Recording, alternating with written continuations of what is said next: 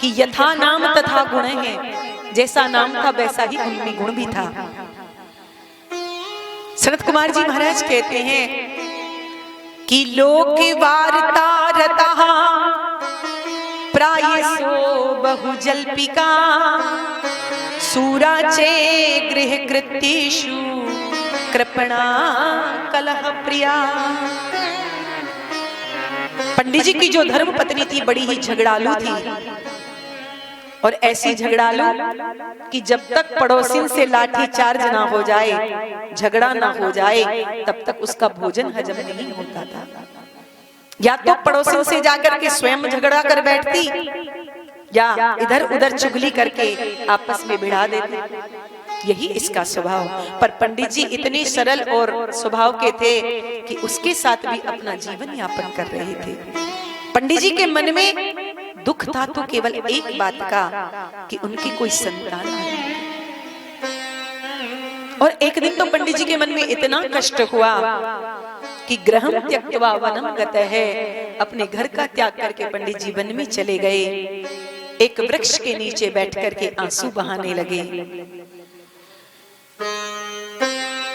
जंगल से कोई महात्मा निकल करके जा रहे थे। महात्मा ने जब पंडित जी को रोते हुए देखा, मन में विचार किया कि एकांत में आंसू बहा रहा है, निश्चित प्रभु के लिए रो रहा है, मुझे चलकर के इसका मार्गदर्शन करना चाहिए।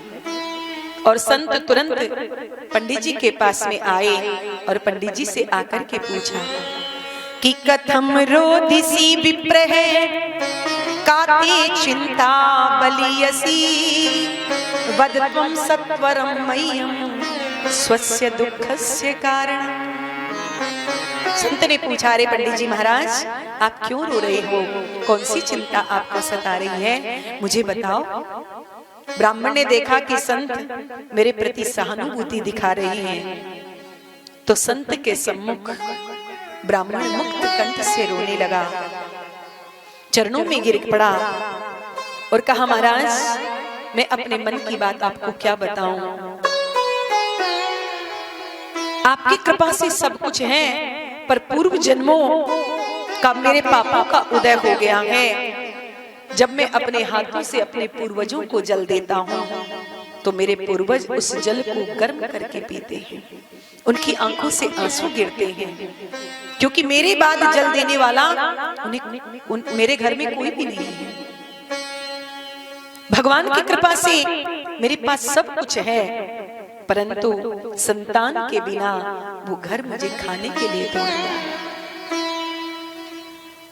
मेरे घर में मैंने एक वृक्ष लगाया, वो वृक्ष आज इतना बड़ा हो गया पर उसमें एक भी फल नहीं लगता। मैंने गाय पाली, 6 वर्ष व्यतीत हो गए, परंतु गाय के कोई बच्चा बच्चिया नहीं हुआ। ये मेरे पाप नहीं तो और क्या है?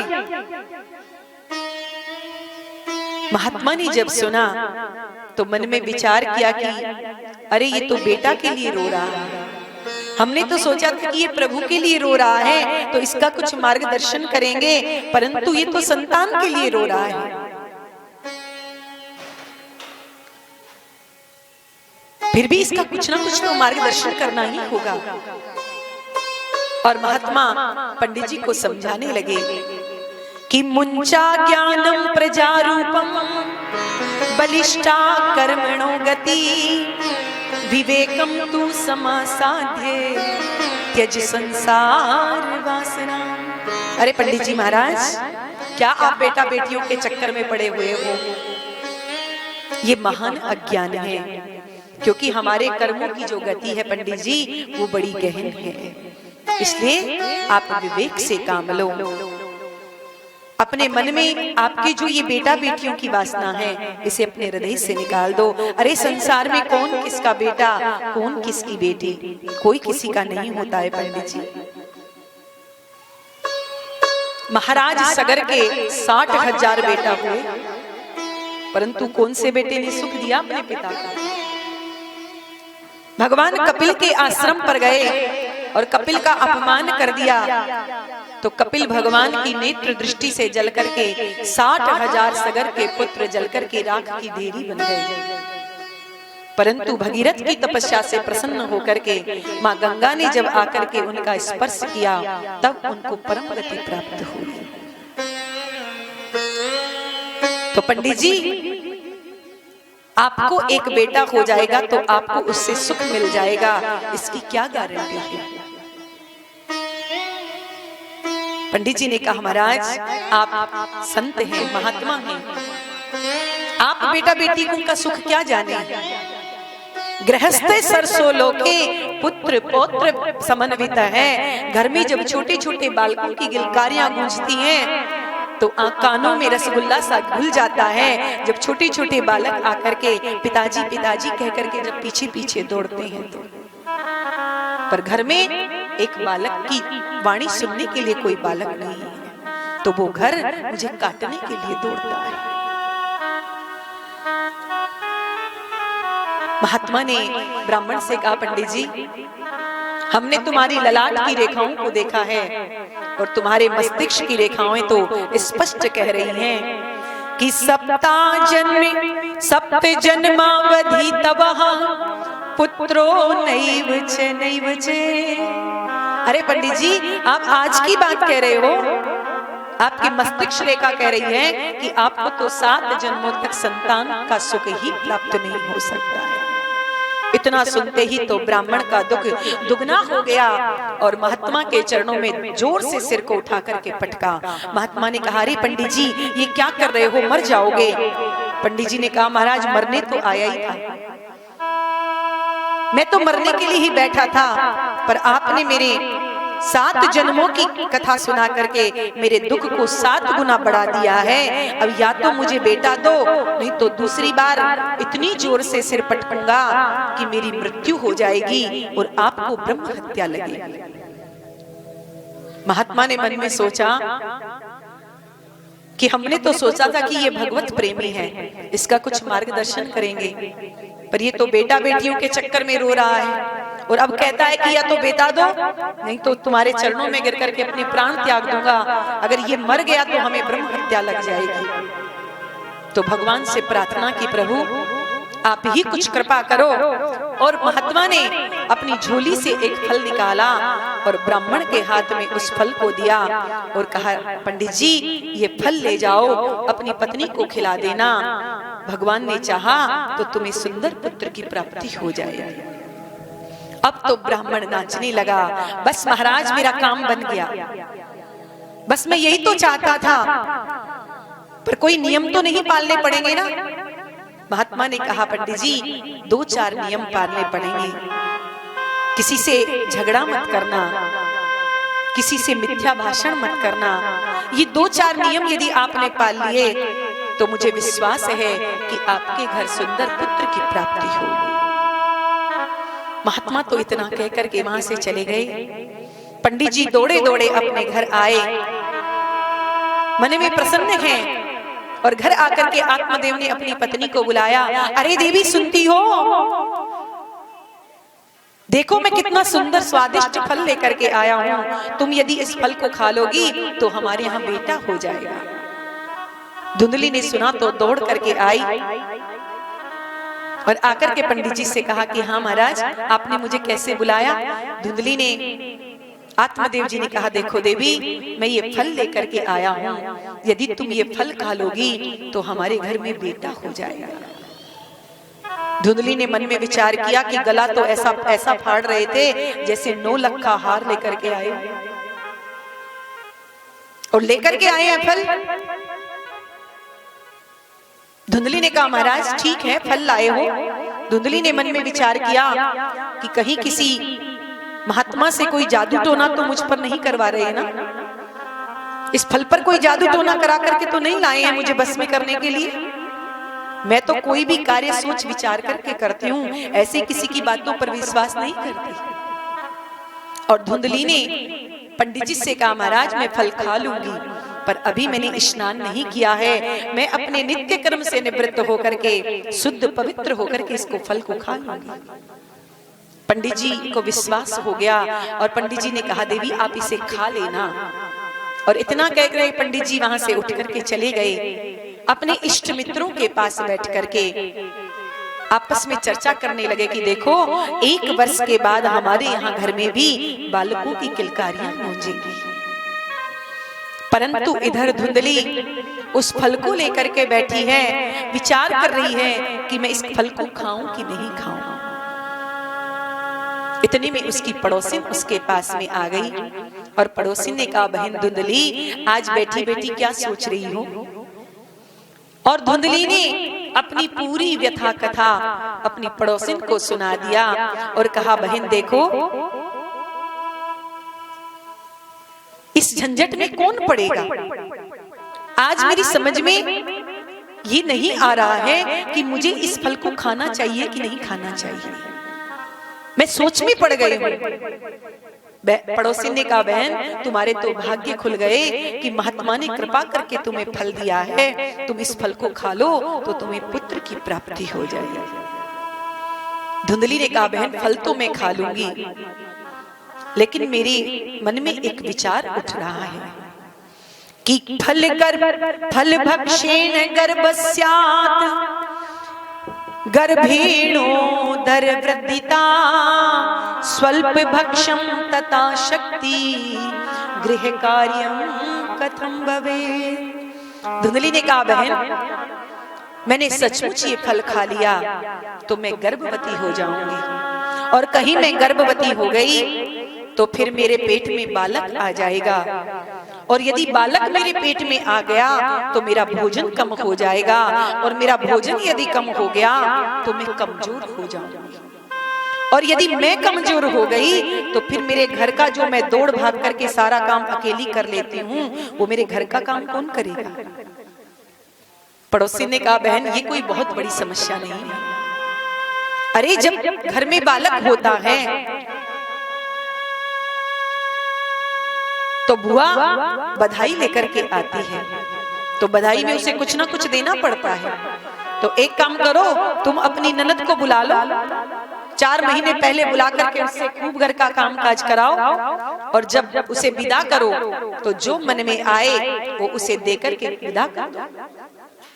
धुंधली ने कहा, बहन बिल्ली के भरोसे कभी दूध की रखवाली नहीं होती है। अरे मेरी ननद तो महान चोटी है, अरे 4 महीने में तो मेरे घर को साफ कर जाएगी। मैं नौकर रख लूंगी पर ननद को कभी नहीं बुला सकती। पड़ोसी ने कहा, बहन तुम्हारी जैसे समझ में आए वैसे करो, पर तुम इस फल को तो खा लो। धुंधली ने कहा, बहन फल तो मैं खा लूंगी, पर मैं एक बात और पूछना चाहती हूँ कि मैंने ऐसा सुना है कि गर्भवती स्त्री ज्यादा दौड़ नहीं सकती। पड़ोसी ने कहा, बहन तो तुम्हें कहां दौड़ करके भाग कर जाना है, अपने घर में आराम करो। धुंधली ने कहा, बहन घर में तो आराम करूंगी, लेकिन मान लो कभी आग लग गई, भूकंप आ गया तो सब लोग तो अलग से खड़े हो जाएंगे। मैंने सुना है कि गर्भवती स्त्री ज्यादा दौड़ भाग नहीं सकती, तो मरना तो मुझे ही पड़ेगा।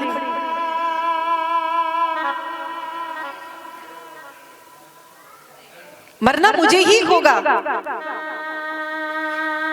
और मैंने ऐसा सुना है कि सुखदेव जी महाराज 12 वर्ष तक अपनी मां के गर्भ में रहे। क्या ये बात सच है? पड़ोसी ने कहा, बहन सुना तो मैंने भी है कि सुखदेव जी महाराज 12 वर्ष तक अपनी मां के गर्भ में रहे। तो धुंधली ने कहा, बहन यदि मेरा बालक 2-4 वर्ष भी मेरे गर्भ में रह गया तो मैं तो मर ही जाऊंगी। इसलिए मैंने तो यही मन में सोचा है कि लालने पालने दुखम प्रसूतायाश्च वर्धते। अरे बालक को जन्म देने में माँ का भी दूसरा जन्म होता है, और फिर बालक का लालन पालन करने में बड़ा कष्ट उठाना पड़ता है। इसलिए मैंने तो यही सोचा है कि संसार में वही स्त्री धन्य है जो विधवा हो अथवा जिसके यहाँ बालक ना हो। एवं कुतर्क योगेन तत्फलम नेव भक्षितम। धुंधली ने इतने कुतर्क किए कि अंत तो गत्वा धुंधली ने फल नहीं खाया।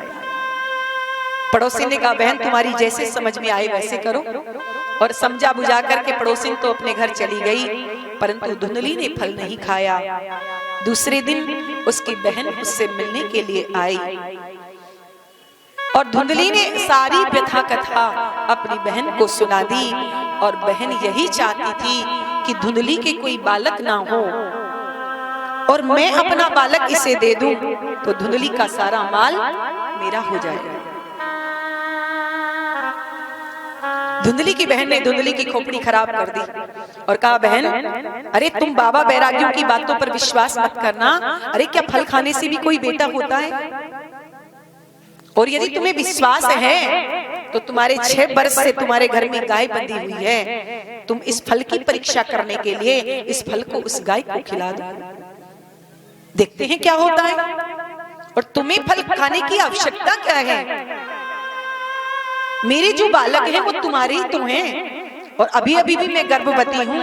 मेरे गर्भ से इस बार जो बालक होगा मैं उसे तुम्हें दे दूंगी, तुम उसे अपना समझ लेना। धुंधली ने कहा, बहन हो तो तुम्हारी जैसी, पर एक काम करना, तुम अपना बालक मुझे अवश्य दे देना। और धुंधली की बहन उसे समझा बुझा करके वहां से चली गई। धुंधली ने आत्मदेव जी को विश्वास दिला दिया कि फल खाने से मुझे बहुत फायदा हो रहा है। आत्मदेव जी मन में प्रसन्न हो गए और कालांतर में जब बहन के बालक का जन्म हुआ तो रात्रि में ही उसकी बहन बालक को धुंधली को देकर के चली गई। धुंधली ने बहुत सा धन उसे दिया और प्रातः काल होते ही पंडित जी से आकर के कहा, पंडित जी रात्रि में मेरे यहाँ बालक का जन्म हुआ है। जो पंडित जी ने सुना कि बालक का जन्म हुआ, पंडित जी प्रसन्न हो गए, नाचने लगे। वेदज्ञ ब्राह्मणों को बुलाया, वेद पाठ कराए, बालक का जात कर्म संस्कार कराया। श्री सनकादिक मुनीश्वर कहते हैं, दोनों बालक धीरे धीरे बड़े होने लगे, परंतु जिस फल को गाय को खिलाया था 3 महीने के बाद गाय ने भी एक सुंदर बालक को जन्म दिया। वो बालक सर्वांग सुंदर, मनुष्य जैसा बालक, और उसके कान हैं गाय जैसे लंबे लंबे। श्री सनकादिक मुनीश्वर कहते हैं, जब गांव के लोगों को विदित हुआ कि गाय के यहाँ भी बालक हुआ है तो लोग पंडित जी को बधाई देने लगे। पंडित जी, भगवान जब देते हैं तो छप्पर फाड़ करके देते हैं, कहाँ तो एक बालक नहीं था और भगवान की जब कृपा हुई तो गाय ने भी मानव पुत्र को जन्म दिया है। आपका तो भाग्योदय हो गया। पंडित जी प्रसन्न हो गए। पंडित जी ने दोनों बालकों का नामकरण किया। गाय से जो उत्पन्न बालक का जन्म हुआ, उस बालक का नाम रखा गोकर्ण, क्योंकि उसके कान गाय के जैसे थे।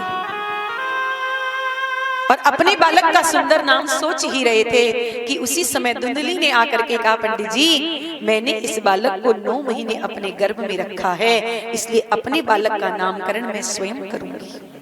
अच्छा देवी, बताओ क्या नाम रख रही हो अपने बालक का?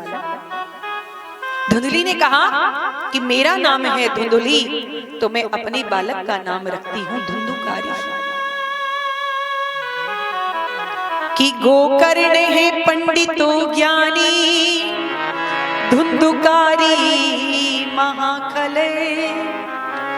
दोनों बालक धीरे धीरे बड़े होने लगे। दोनों बालकों ने ख्याति प्राप्त की, परंतु गाय से उत्पन्न जो बालक गोकर्ण था वो बड़ा विख्यात हुआ, विद्वान हुआ, और जो धुंधुकारी था वो महादुष्ट उत्पन्न हुआ।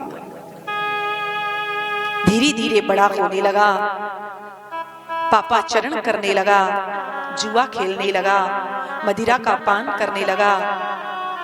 घर में जितना धन था उसे सबको जुए में हार करके चला आया। जब पंडित जी ने ये सब देखा तो रोने लगे पंडित आत्मदेव। सनकादिक मुनीश्वर कहते हैं, नारद जी आज भी पंडित जी रो रहे हैं। क्यों आज रो रहे हैं और भगवान से प्रार्थना कर रहे हैं कि मुझे ऐसा बेटा क्यों मिला? इस बेटे से तो मैं बिना बेटे के अच्छा था, परंतु उस दिन क्यों रो रहे थे कि मुझे बेटा नहीं है। और आज रो रही है कि मुझे बेटा क्यों है। इससे अच्छा तो मैं निसंतान ही अच्छा था। सिर पकड़ करके पंडित जी महाराज रोने लगे कि क्व तिष्ठामि क्व गच्छामि को मे दुःखं व्यपोहयेत् प्राणास्त्यजामि दुःखेन या कष्टं मम सम्मितम्। पंडित जी के मन में कष्ट हुआ और प्राण त्यागने की इच्छा से गृहं त्यक्त्वा वनं गतः, घर छोड़ करके पंडित जी वन में जाने का विचार करने लगे। संतान के होने से हमारा कल्याण हो ही जाएगा ये कोई निश्चित नहीं है। बेटा घर में एक हो परंतु वो सत्कर्म करने वाला हो, माता पितृ भक्त हो, माता पिता की सेवा करने वाला हो।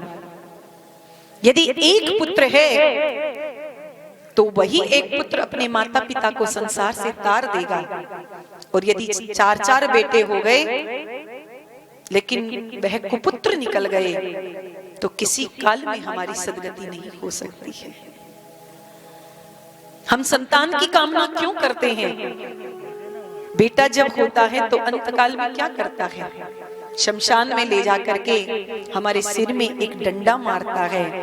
जब खोपड़ी फट जाती है तो उसमें एक घी का लोटा भर देता है। हम समझते हैं इसी से हमारी सद्गति हो जाती है।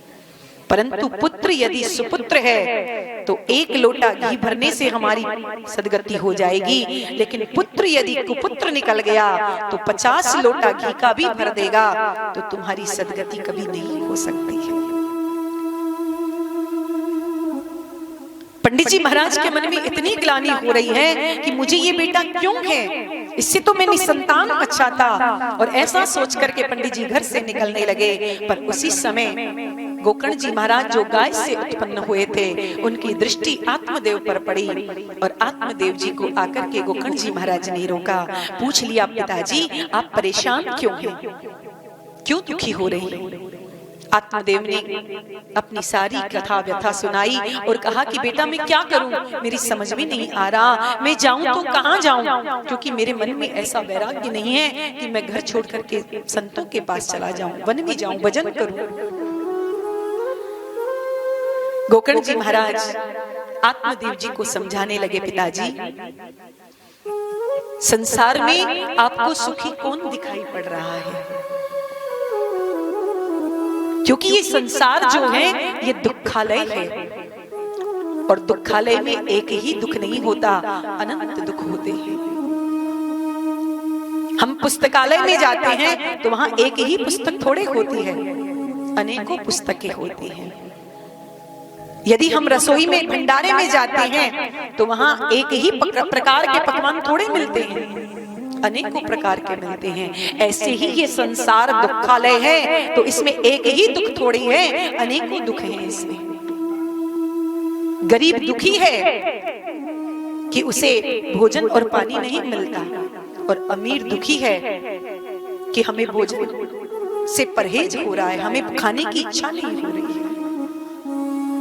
कि कोई तन दुखी, कोई मन दुखी, कोई धन बिन रहते उदास, थोड़े थोड़े सब दुखी, सुखी राम के दास।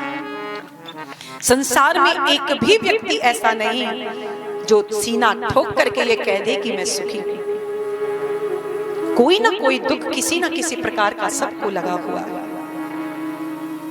कोई तन से दुखी है, कोई मन से दुखी है, कोई धन से दुखी है।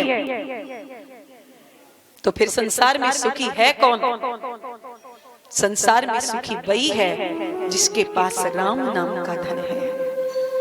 कि कबीरा सब जग निर्धना, धनवंता नहीं कोई, धनवंता सो ही जानिए, जाको राम नाम धन होए। जिसके पास राम नाम का धन है संसार में वही सबसे बड़ा धनी है, और जिसने राम नाम के धन को कमा लिया उससे बड़ा धनी इस संसार में दूसरा कोई नहीं हो सकता है। अन्यथा श्री गोकर्ण जी महाराज कहते हैं, पिताजी कि दीन कहे धनवान सुखी, धनवान कहे सुख राजा को भारी, राजा कहे महाराज सुखी, महाराज कहे सुख इंद्र को भारी। इंद्र कहे चतुरानन को सुख, ब्रह्म कहे सुख विष्णु को भारी। तुलसीदास विचार कहे हरि भजन बिना सब जीव दुखारी। गरीब कहता है कि धनवान सुखी है, धनवान कहता है कि मैं सुखी नहीं, राजा सुखी होगा। पर राजा कहता है कि मैं भी सुखी नहीं, मुझे भी डर रहता है कि न जाने कौन सा दूसरा पराक्रमी राजा मुझ पर आक्रमण कर दे, मुझे मार डाले, मेरा सब कुछ छीन ले। तो राजा कहता है मैं भी सुखी नहीं हूं, महाराज सुखी होगा जो पूरे एक छत्र सम्राट हो। पर वो कहता है मुझे भी सुख नहीं, सुख तो महाराज इंद्र को होगा जो त्रैलोकी का राजा है। परंतु इंद्र की कुर्सी तो वैसे ही ढीली है, थोड़ा भी कोई तप करने बैठता है कि इंद्रासन डगमगाने लग जाता है। तो इंद्र कहते हैं कि मैं भी सुखी नहीं, तो फिर कौन सुखी है? बोले चतुरानन। चतुरानन कहते हैं ब्रह्मा जी महाराज को। ब्रह्मा जी महाराज भी घबराने लग जाते हैं कि न जाने प्रभु किसको दूसरा ब्रह्मा बना दे,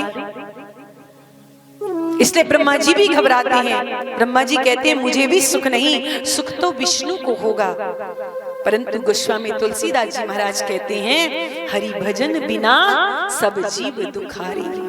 संसार में ऐसा कोई प्राणी नहीं जो सुखी हो, सुखी वही है जिसने राम नाम गाया है, जिसने प्रभु का भजन किया है। इसलिए पिताजी संसार में कोई सुखी नहीं है। संसार पर आप दृष्टि डाल करके देखो। आत्मदेव जी ने कहा पिता बेटा तो मैं क्या करूं, कहां जाऊं? तो गोकर्ण जी महाराज ने 2 श्लोकों में बड़ा ही सार गर्भित उपदेश आत्मदेव जी महाराज को किया है। और गोकर्ण जी महाराज कहते हैं कि देहेस्मिन् मांस रुधिरे भीमतिं त्यजत्वं जाया सुतादिषु सदा ममतां विमुच्य। पश्यानिशं जगदिदं क्षणभङ्गनिष्ठं वैराग्य राग रसिको भवभक्तिनिष्ठे। धर्मं भजस्व सततं त्यज लोक धर्मान् सेवस्य साधु पुरुषान् जहि काम तृष्णा। अन्याश्च दोष गुण चिन्तनमाशु मुक्त्वा सेवा कथा रसमहो नितरां पिबत्वम्। गोकर्ण जी महाराज कहते हैं पिताजी देहेस्मिन् मांस रुधिरे भीमतिं त्यजत्वं जाया सुतादिषु सदा ममतां विमुच्य। पिताजी हमारी जो ये ममता है ना, ये 2 जगह पर बनी हुई है। एक है अहंता और दूसरी है ममता। और ममता जीव की 2 ही जगह पर अधिक होती है, एक अपने बच्चों में और दूसरी अपनी पत्नी में। जाया सुतादिषु ममतां विमुच्य। इसलिए इन दोनों की रस्सियों को तोड़ दो और अपने मन को प्रभु के चरणों में समर्पित कर दो। क्योंकि हमें पंचों की, हम जो आए हैं इस धराधाम पर, हमें ये पंचों की धर्मशाला मिली हुई है कि क्षितिजल पावक गगन समीरा पंच रचित यह अधम शरीरा। हमारा जो ये अधम शरीर है ना, ये 5 तत्वों से विनिर्मित है। पृथ्वी, जल, तेज, वायु और आकाश, इन 5 तत्वों से ही हमारा शरीर बना हुआ है। और हमें ये पंचों की जो धर्मशाला मिली है, हमने क्या किया? हमने इस पर अपना कब्जा कर लिया। और एक बार कोई इस पर कब्जा कर लेता है तो फिर कोई जल्दी से छोड़ना नहीं चाहता, इसे कोई खाली करना नहीं चाहता है। इसलिए पिताजी अपने जो अहंता और ममता की जो ये हमारी डोरी है, इसको तोड़ करके आप अपने मन को प्रभु के चरणों में समर्पित करो। हमारे जीवन का लक्ष्य क्या है? हम अपने घर से जब निकलते हैं तो कोई ना कोई लक्ष्य तो लेकर के निकलते हैं। हम यहाँ पुष्कर में आए हैं तो क्यों आए हैं? कथा सुनने के लिए। कथा सुनना हमारा लक्ष्य है। और हम यहाँ आकर के यदि इधर उधर की बात करने में ही अपने समय को समाप्त कर देंगे तो फिर हमारा लक्ष्य क्या रहेगा? संसार के व्यवहार को निभाते हुए अपने लक्ष्य तक पहुंचने का हमें प्रयास करना चाहिए। अन्यथा आए थे हरि भजन को, ओटन लगे कपास। इस संसार में हम आए थे कि आकर के प्रभु का भजन करेंगे, लेकिन आकर के क्या किया? इसी 84 के चक्कर में हम लोग पड़े हुए हैं। ये हमें जो मनुष्य शरीर मिला है, ये केवल खाने पीने सांसने गाने सोने के लिए नहीं मिला, ये मनुष्य करने के लिए। इसलिए पिताजी धर्मम भजस्व सततम त्यज लोक के धर्मान सेवस्य साधु पुरुषान जही काम तृष्णाम। इसलिए पिताजी साधु पुरुषों का संग करो। संसारियों का संग करोगे तो जैसी संगत वैसी रंगत। अरे तंबाकू पीने वाले का संग करोगे तो एक दिन तुम्हें भी वह चस्का लगा देगा। बीड़ी पीने वाले का संग करो तो एक दिन वह भी तुम्हें पिलाना सिखा देगा। जुआरी के साथ बैठना प्रारंभ कर दो तो वो तुम्हें पत्ते फेंकना सिखा देगा। तो जैसा संग करोगे वैसा ही हमारे मन में रंग चढ़ जाएगा। तो फिर संग करें किसका? बोले संतों का संग करो जो भगवत प्रेम में रंगे हुए हैं। उन रसिक संतों का यदि संग करोगे तो तुम्हें वो उस रंग में रंग देंगे, परमात्मा से तुम्हें जोड़ देंगे। इसलिए तो हमारे संत कहते हैं संतन के संग लाग रे तेरी अच्छी बनेगी। संतन के संग लाग रे तेरी अच्छी बनेगी। संतन के संग लाग रे तेरी अच्छी बनेगी।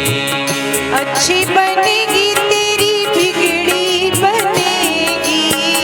अच्छी बनेगी तेरी बिगड़ी बनेगी। अच्छी बनेगी तेरी किस्मत जगेगी। अच्छी बनेगी तेरी किस्मत जगेगी। संतन के संग लाग रे तेरी अच्छी बनेगी। संतन के संग लाग रे तेरी अच्छी बनेगी।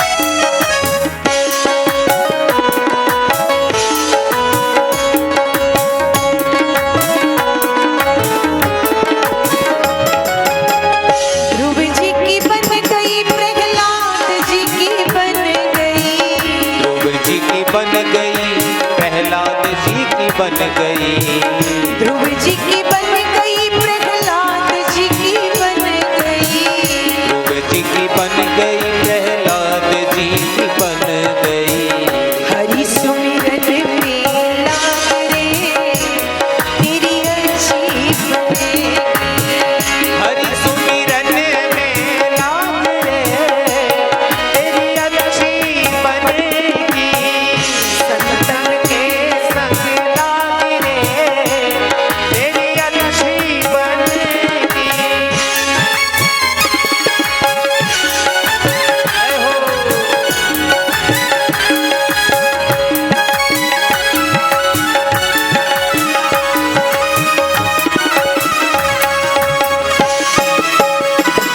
हरि बोल।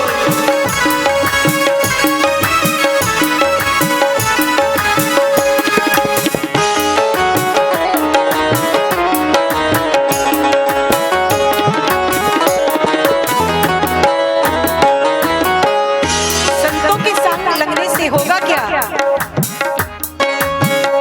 कभी कह रहे हैं काका से तो ही हंस करेंगे, कागा से तोहे हंस करेंगे, काका से तो ही हंस करेंगे, कागा से तोहे हंस करेंगे, हंस करेंगे, हंस करेंगे, हंस करेंगे, हंस करेंगे। काका से तो ही हंस करेंगे, कागा से तोहे हंस करेंगे, मिट जाए उड़ के दाग रे तेरी अच्छी बनेगी, हाँ मिट जाए उड़दाग रे तेरी अच्छी बनेगी, संतन के संग लाग रे तेरी अच्छी बनेगी।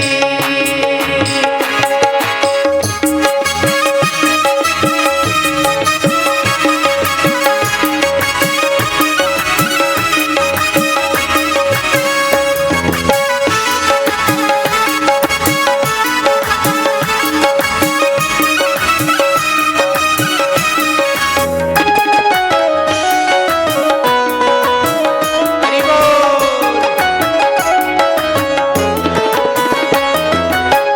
मोह निशा में बहुत दिन सोया, मोह निशा में बहुत दिन सोया, मोह निशा में बहुत दिन सोया, मोह निशा में बहुत दिन सोया, जाग सके तो अब जाग रे तेरी अच्छी बनेगी, जाग सके तो जाग रे तेरी अच्छी बनेगी, संतन के संग लाग रे तेरी अच्छी बनेगी।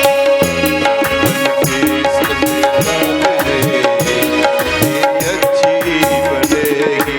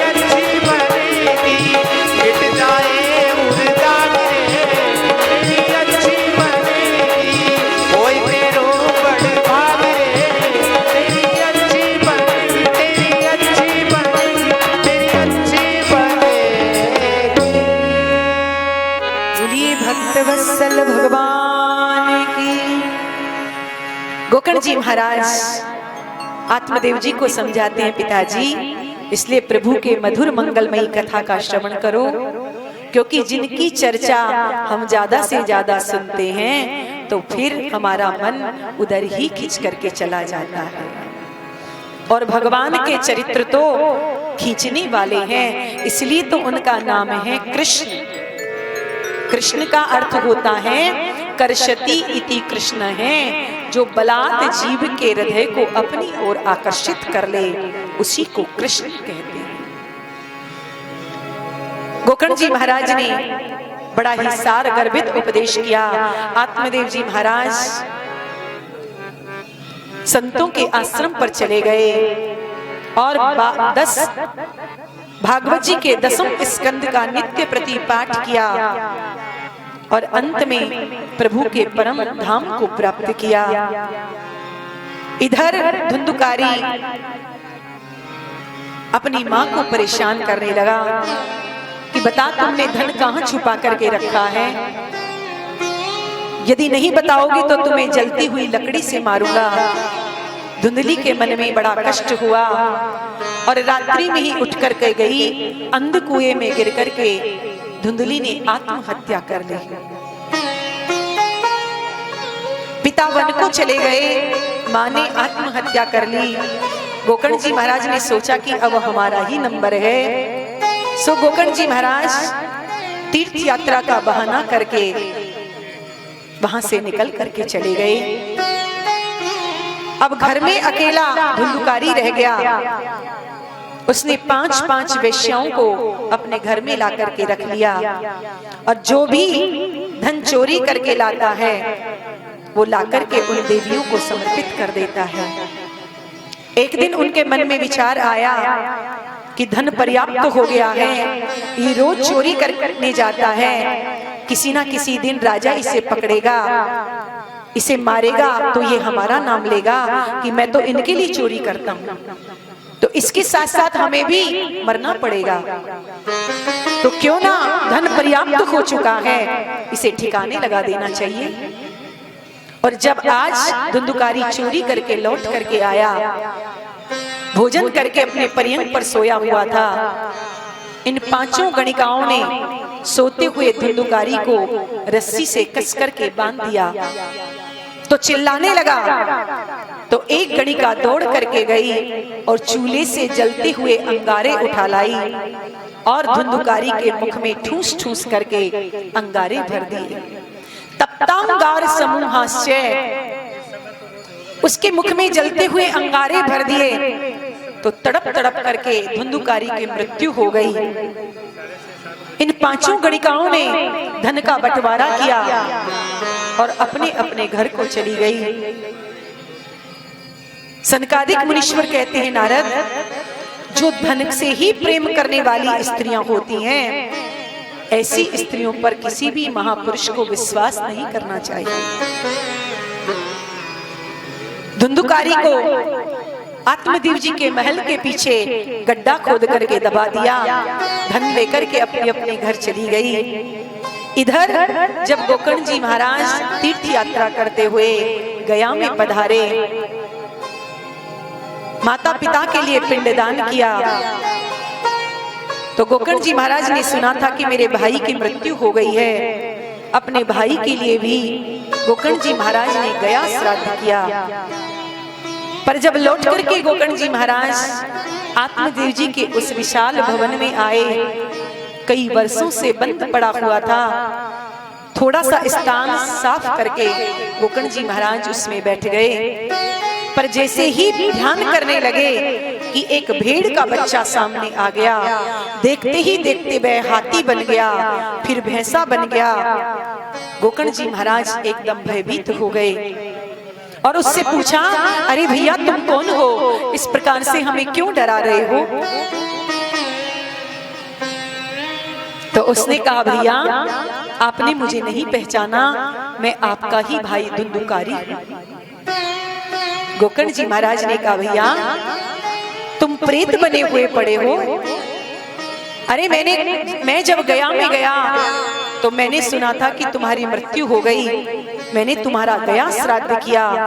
और शास्त्रों में ऐसा वर्णन आया है कि जिसका एक बार गया श्राद्ध करा दिया जाए तो उसकी मुक्ति हो जाती है। और भले आदमी तुम अभी तक प्रेत बने पड़े हो। धुंधुकारी ने कहा भैया मैं कोई छोटा मोटा पापी नहीं हूं, एक नंबर का पापी हूं। और मुझ जैसे पापी के लिए आप यदि 100 गया श्राद्ध भी करा देंगे तो मेरी मुक्ति होने वाली नहीं। पर भैया मैं बहुत कष्ट पा रहा हूं, आप मुझे मुक्त करो। गोकर्ण जी महाराज ने कहा भैया इस समय तो तुम अपने गंतव्य स्थान को चले जाओ, मैं तुम्हारी मुक्ति का कोई ना कोई उपाय अवश्य करूंगा। और आज गोकर्ण जी महाराज को रात्रि भर नींद नहीं आई। प्रातःकाल होती गोकर्ण जी महाराज ने विद्वान ब्राह्मणों को बुलाया और ब्राह्मणों को बुला करके पूछा कि भैया एक महाप्रेत की मुक्ति कैसे हो, कोई उपाय बता दो। किसी ने अनुष्ठान बताया, किसी ने ग्रह शांति बताई, पर जब कोई निर्णय नहीं कर पाया तो अंत में गोकर्ण जी महाराज ने भगवान सूर्य नारायण से प्रार्थना की कि हे भगवान सूर्य नारायण, आप ही प्रत्यक्ष देव हैं, आप ही मुझे बताएं कि इस महाप्रेत की मुक्ति कैसे हो सकती है। तो भगवान भुवन भास्कर ने गोकर्ण जी महाराज को आदेश किया कि हे गोकर्ण जी महाराज, आप श्रीमद् भागवत का वाचन करो तो निश्चित रूप से धुंधुकारी को मुक्ति मिल जाएगी।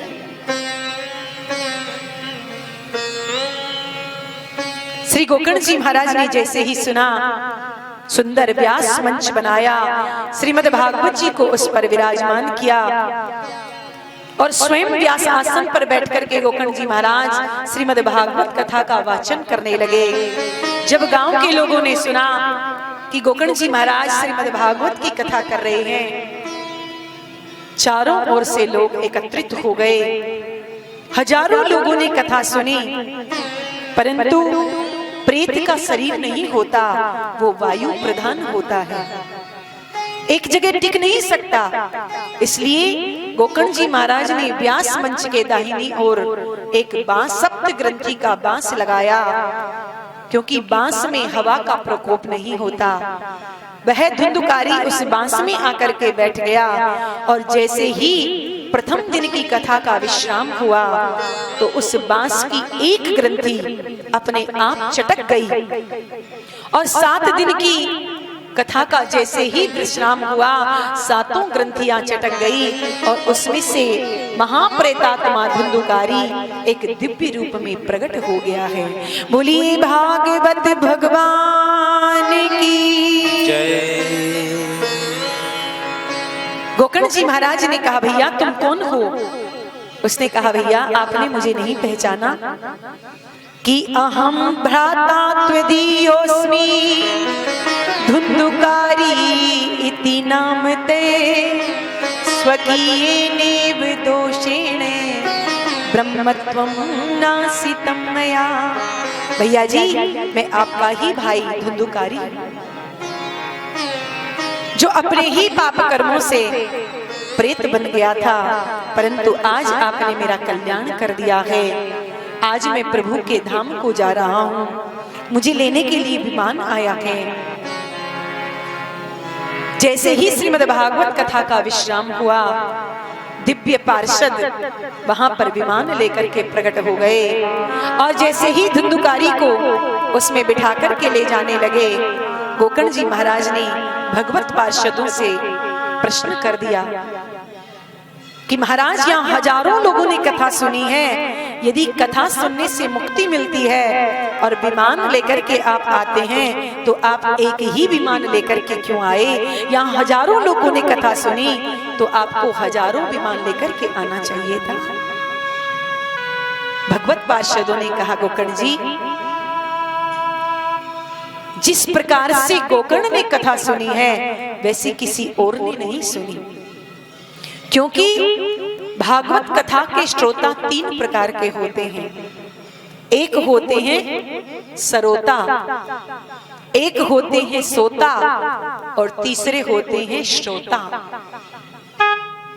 सरोता का मतलब क्या होता है? कथा में आ तो जाएंगे परंतु उसमें छिद्रान्वेषण देखते हैं।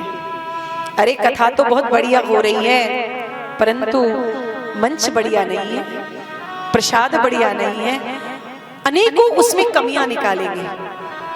और दूसरे होते हैं सोता। घर में तो बाल बच्चे सोने नहीं देते तो कथा सत्संग में आकर के 3 घंटे की आराम की नींद निकाल लेते हैं। और तीसरे होते हैं सच्चे श्रोता। अपने श्रोता वो होते हैं जो अपने कान को वक्ता के मुख से जोड़ ले और वक्ता जो कहे उसके एक एक शब्द को अपने जीवन में उतार ले, वही होता है सच्चा श्रोता। तो भगवत पार्षद कहते हैं गोकर्ण जी महाराज, जैसी कथा गोकर्ण धुंधुकारी ने सुनी वैसी अन्य किसी ने नहीं सुनी, इसलिए हम एक विमान लेकर के आए हैं। जितनी श्रोता बैठे थे सब मुंह लटका करके रह गए। गोकर्ण जी महाराज ने कहा चिंता न करो। भगवत पार्षद कहते हैं गोकर्ण जी महाराज आप पुनः श्रीमद् भागवत कथा का वाचन करो, हमें विश्वास है कि स्वयं प्रभु आपको लेने के लिए पधारेंगे। और इतना कह करके भगवत पार्षद धुंधुकारी को विमानारूढ़ करके वहां से चले गए। गोकर्ण जी महाराज ने पुनः श्रावण मास में श्रीमद् भागवत का वाचन किया और जैसे ही कथा का विश्राम हुआ हजारों विमान वहां पर प्रकट हो गए। गोकर्ण जी को लेने के लिए स्वयं प्रभु वहां पर प्रकट हो गए। गोकर्ण जी को अपने हृदय से लगा लिया और विमान में बैठा करके प्रभु समस्त श्रोता समुदाय और गोकर्ण जी महाराज को अपने साथ लेकर के परम धाम को चले गए। कि अयोध्या वासिने पूर्वम यथा रामेण संगता तथा कृष्णेन ते नीता गोलोकम योगी दुर्लभम। जैसे भगवान श्री राम समस्त अवधपुर वासियों को विमानारूढ़ करके अपने परम धाम को चले गए, ऐसे ही गोकर्ण जी को अपने साथ विमान में विराजमान करके समस्त श्रोता समुदाय को अपने साथ लेकर के प्रभु अपने परम धाम को चले गए। सनकादिक मुनीश्वर कहते हैं नारद जी महाराज अब आप ही बताइए कि कौन कहेगा कि कैसे कैसे यदि हम दोनों समय भोजन करेंगे तो फिर कथा सुनने में मन नहीं लगेगा, क्योंकि निद्रा देवी आकर के हमें घेर लेगी, आलस्य शरीर में आ जाएगा। इसलिए ये नियम इसलिए बताया है कि कथा श्रवण करो तो एक समय फलाहार करो और दूसरे समय भोजन करो, क्योंकि हम लोग फलाहार करेंगे तो हमारे शरीर में आलस्य नहीं आएगा और कथा सुनने में हमारा मन लगेगा। और जब कथा की पूर्ण समाप्ति हो जाए तो फिर पेट भर करके फलाहार करो। पर जैसे मन लगे वैसे ही हमें कथा श्रवण करनी चाहिए। और कथा के समापन पर श्रोता समुदाय को वक्ता को खूब झूम करके भगवान का नाम संकीर्तन करना चाहिए। तो जितनी संत वहां बैठे थे सब एकदम भगवान के नाम में झूमने लगे। नारद जी महाराज ने अपनी वीणा को संभाल लिया और प्रहलादस्तालधारी तरलतया चोद्यवकांशधारी वीणाधारी सुरर सिर स्वर कुशलतया रागी करतार्जुनो भू इंद्रोन्वादी मृदंगम जय जय शुक्रा कीर्तनेति कुमारा यत्राग्रे भाव भक्ता सरसरचनिया व्यास पुत्रो बभूवः। जितने श्रोता समुदाय वहां बैठे थे सब भगवान के नाम संकीर्तन में झूमने लगे। हरिद्वार में गंगा के तट पर अलौकिक नाम संकीर्तन होने लगा। कोई ताली बजा रहा है तो कोई नाच रहा है, कोई वीणा बजा रहा है तो कोई मंजीरा बजा रहा है। सब अपने मधुर कंठ से भगवान के नाम संकीर्तन में सम्मिलित हो गए हैं। तो आइए हम सब मिलकर के भगवान के नाम संकीर्तन में सम्मिलित हों और कथा को आज यहीं पर विश्राम दें। बहुत संक्षिप्त रूप में हमने, समय की सीमा बहुत कम थी, इसलिए आज महात्मा का ही श्रवण किया और आरती करके हम लोग कथा को यहीं पर विराम करेंगे। 7 दिन में जो कथा है जिसे सप्ताह कहते हैं, वो कल ठीक 9 बजे से हम लोग उसका शुभारंभ करेंगे। आप सब लोग आकर के उसका श्रवण करें। अभी भगवान के नाम संकीर्तन में हम आप सब लोग हमारे साथ करें और फिर आरती होंगी। श्री कृष्ण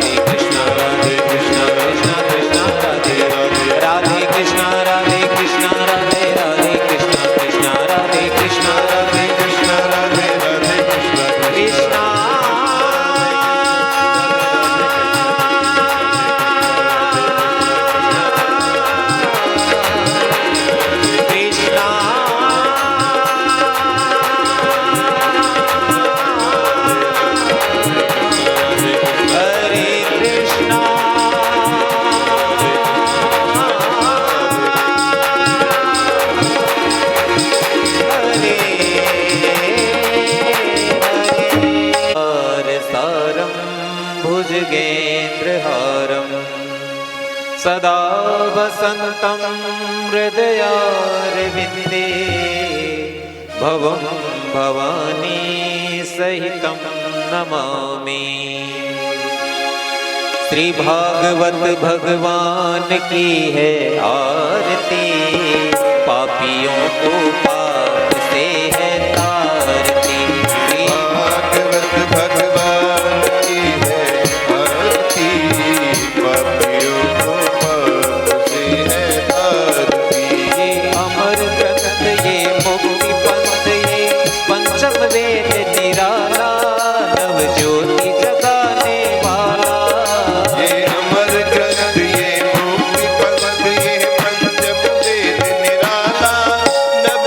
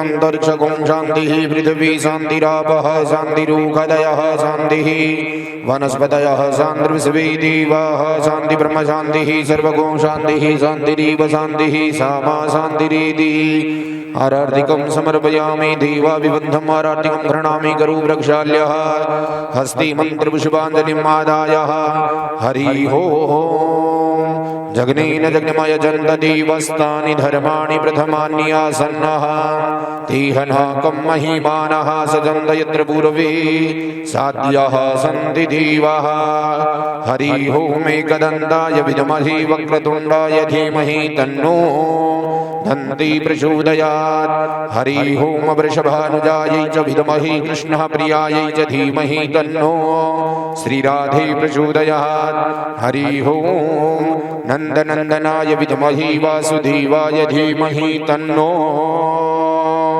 श्रीकृष्ण प्रचोदयात् सीवन्तिका बकुलचम्पकपाटलब्जये पुण्णाङ्कजातिकरवीररसालपुष्पै बिल्वप्रवालतुलसीदलमञ्जरीभिः त्वां पूजयामि जगदीश्वर मे प्रसीदः नानासुगन्धितपुष्पाणि यथा कालोद्भवानि च पुष्पाञ्जलिर्मया दत्तं गृहाण परमेश्वरः अंजलि में लेकर सुमन तो मन में श्रद्धा भाव पुष्पांजलि अर्पण करूं करो देव स्वीकार मंत्र पुष्पांजलि समर्पयामि जे तीर्थानि प्रचरन्ति सुकृतास्तानि खङ्गणः ते काकुं सहस्रयोजनेव धन्वानि तन्मसि यानि कानि च पापानि जन्मान्तरकृतानि च तानि सर्वाणि नश्यन्तु प्रदक्षिणा पदे पदे ओम महापापोऽहं पापकर्माहं पापात्म पापशम्भवः त्राहि मां पुण्डरीकाक्ष सर्वपापहरो भवः। भोले श्री गजानन गणेश जी महाराज की, श्री सीताराम जी महाराज की, हनुमंत बलवंत लाल की, श्री राधा गोविंद भगवान की, सद्गुरुदेव भगवान की, श्री खोजी देवाचार्य जी महाराज की, त्रिवेणी धाम की, श्री